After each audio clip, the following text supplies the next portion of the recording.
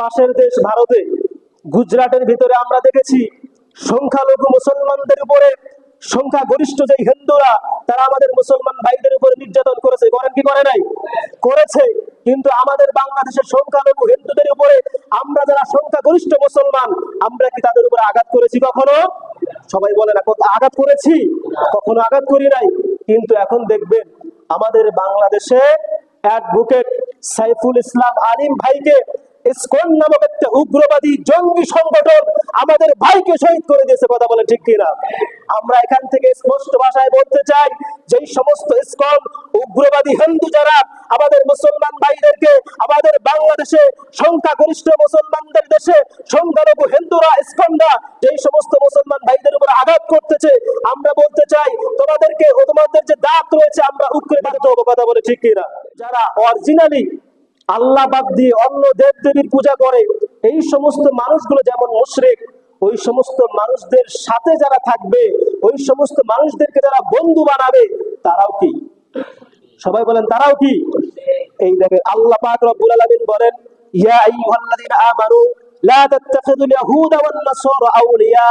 আল্লাহ বলেন, হে ঈমানদারেরা, তোমরা লা তাত্তাখিযুল ইয়াহুদা ওয়ান নাসারা, ইহুদি এবং নাসারা যারা আছে তাদেরকে বন্ধু হিসেবে গ্রহণ, সবাই বলেন বন্ধু হিসেবে গ্রহণ করো না। আল্লাহ বন্ধু হিসেবে গ্রহণ করতে নিষেধ করলেন, কিন্তু আমরা দেখা যায় এই সমস্ত মানুষগুলোর সাথে আমাদের আতাত, এই মানুষগুলোর সাথে আমাদের উঠা বসা, এই মানুষদের সাথে আমাদের একটা সম্পর্ক আছে না নাই? আমরা আমাদের বাংলাদেশের মানুষ যারা শান্তিপ্রিয় ইসলাম প্রিয় মানুষ, এরা কখনো কি বিশৃঙ্খলা চায়? কোনো দ্বন্দ্ব চায়? কোনো মারামারি চায়?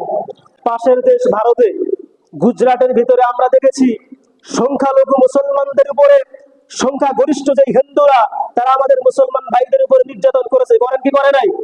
করেছে। কিন্তু আমাদের বাংলাদেশের সংখ্যালঘু হিন্দুদের উপরে আমরা যারা সংখ্যাগরিষ্ঠ মুসলমান, আমরা কি তাদের উপরে আঘাত করেছি কখনো? সবাই বলে না, আঘাত করেছি? কখনো আঘাত করি নাই। কিন্তু এখন দেখবেন আমাদের বাংলাদেশে অ্যাডভোকেট সাইফুল ইসলাম আলিম ভাইকে ইসকন নামক একটা উগ্রবাদী জঙ্গি সংগঠন আমাদের ভাইকে শহীদ করে দিয়েছে। কথা বলে ঠিক কিনা? আমরা এখান থেকে স্পষ্ট ভাষায় বলতে চাই, যেই সমস্ত ইসকন উগ্রবাদী হিন্দু যারা আমাদের মুসলমান ভাইদেরকে আমাদের বাংলাদেশে সংখ্যাগরিষ্ঠ মুসলমানদের দেশে সংখ্যালঘু হিন্দুরা ইসকনরা যেই সমস্ত মুসলমান ভাইদের উপর আঘাত করতেছে, আমরা বলতে চাই তোমাদেরকে ও তোমাদের যে দাঁত রয়েছে আমরা উকড়ে দিতে হবে। কথা বলে ঠিক কিনা?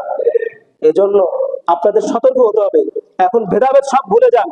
কে আওয়ামী লীগ, কে বিএনপি, এটা আর দেখার সময় না।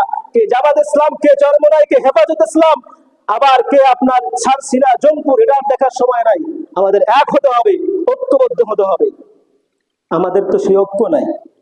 অথচ তারা, আল্লাহ পাক বলেছেন যে তোমরা তাদেরকে বন্ধু হিসাবে গ্রহণ করো না, অথচ তোমরা তাদেরকে বন্ধু হিসাবে গ্রহণ করো।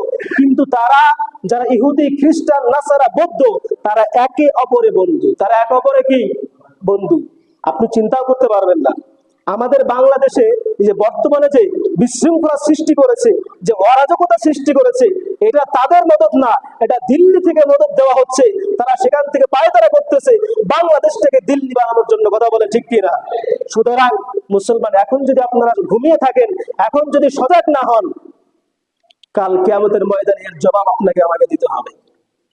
কারণ এই দেশ আমাদের শান্তিপ্রিয় একটি, যেখানে 99% মুসলমান, সেই দেশে কিভাবে তারা সাহস পায়?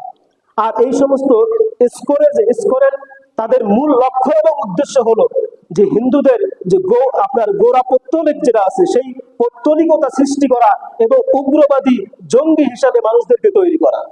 এবং এই ইসকনের সাথে আশ্চর্য হবেন, এই ইসকনের সদস্য হিসাবে শুধু হিন্দুরা নাই, আমাদের কিছু মুসলমান নামধারী, লেবাসধারী কিছু মুসলমান ওই ইসকনের সদস্য। নাউজুবিল্লাহ বলবেন না?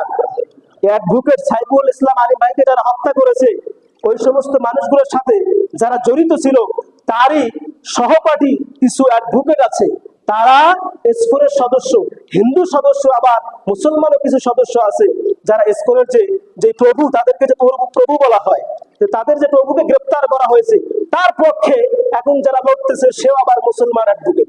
নাউজুবিল্লাহ বলবেন না? একজন মুসলমান অ্যাডভোকেট হয়ে কিভাবে একজন সন্ত্রাসী সংগঠন এই ইসকনের যে মেন যে নেতা তার পক্ষ নিয়ে কিভাবে আমার বুঝে আসে না। এজন্য আমরা আর কোনো ভেদাভেদ নাই, সব ভেদাভেদ ভুলে গিয়ে আমাদের ঐক্যবদ্ধ হতে হবে।